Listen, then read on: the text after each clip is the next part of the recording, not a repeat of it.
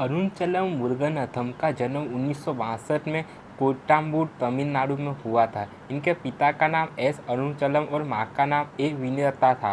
पिता दोनों ही हैंडलूम बुनकर का काम करते थे। इनके घर की आर्थिक स्थिति ज़्यादा अच्छी नहीं थी। जब ये सिर्फ 14 साल के थे तो इनके पिता का सड़क एक्सीडेंट में देहांत हो गया। परिवार का खर्च चलाने के लिए इन्होंने पढ़ाई छोड़ दी। परिवार की आर्थिक मदद के लिए इन्होंने उनके खेत में मजदूरी काम किया, welder, farm labour, machine tool operator का काम किया। मुरुगनाथम ने साल 1998 में शादी कर ली। इनकी पत्नी का नाम शांति है। शादी के बाद ही इन्होंने काम का कीमत सैनिटरी नैपकिन का निर्माण शुरू किया। अपनी पत्नी के साथ मिलकर ग्रामीण क्षेत्रों में महिलाओं पीरियड्स के प्रति जागरूक करना शुरू किया। 1998 में उनकी शादी शांति नाम की लड़की से हुई।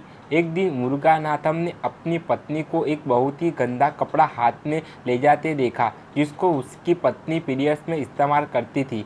मुरुगनाथम ने एक इंटरव्यू में बताया कि वह कपड़ा इतना गंदा था कि उससे वह अपनी बाइक भी साफ ना करे।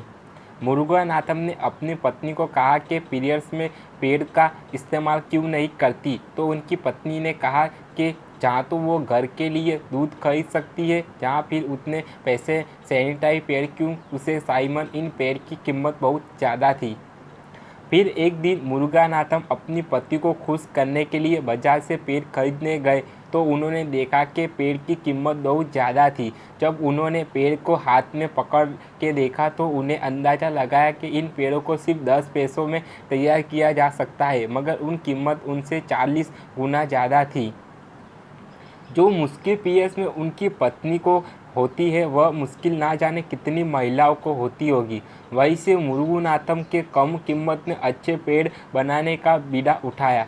पहले वह उन पेड़ की जांच अपनी पत्नी से कराते थे, मगर कुछ समय बाद उनकी पत्नी ने उनके काम के लिए इनकार कर दिया। उसके बाद वह पेड़ की जांच मेडिकल कॉलेज की लड़कियों से कराने लगे, मगर उस समय कोई भी लड़की इस विषय पर खुल के बात नहीं करना चाहती थी, जिसके कारण उन लड़कियों को ने मुरुगनाथम को ज़्यादा मदद ना की। लगातार रिसर्च और प्रैक्टिकल अरुणाचल मुरुगनाथम को सस्ते सैनिटरी नैपकिन बनाने के नए आइडियाज़ आने लगे। इसी के तहत सैनिटरी पैड बनाने वाली मशीन और तकनीकों के बारे में अरुणाचल मुरुगनाथम ने अपने सुझाव 2006 में आईआईटी मद्रास के सामने रखा। अरुणाचल मुरुगनाथम के इस कीमती आइडिया को बाद में नेशनल इनोवेशन अवार्ड के लिए भेजा गया, जहां अरुणाचल मुरुगनाथम का यह आइडिया पहले स्थान पर आया। अवार्ड जीतने के बाद उन्हें जयश्री इंडस्ट्री की शुरुआत की। अरुणाचल मुरुगनाथम के इस अनोखे आइडिया को खरीदने के लिए बड़ी कंपनी और कॉर्पोरेट संस्थाओं ने बहुत कोशिश की, लेकिन अरुणाचल मुरुगनाथम ने इसे ना बेचने का निर्णय लिया। अरुणाचल को पता नहीं चल पा रहा था कि आखिर उनका रुई वाला पेड़ काम क्यों नहीं कर रहा था।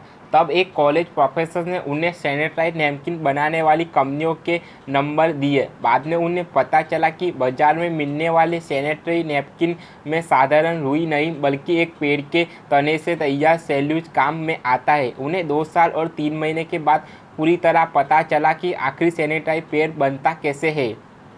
अरुणाचल के सामने नई समस्या यह थी कि इसे बनाने के लिए जो मशीन चाहिए उसकी कीमत लाखों में है। अब उनके सामने नई चुनौती ऐसी मशीन तैयार करने की थी जिसकी लागत कम हो। फिर 4.5 साल के प्रयोग के बाद अरुणाचल ने आखिर कम लागत में सैनिटरी नैपकिन बनाने की मशीन तैयार कर ही ली।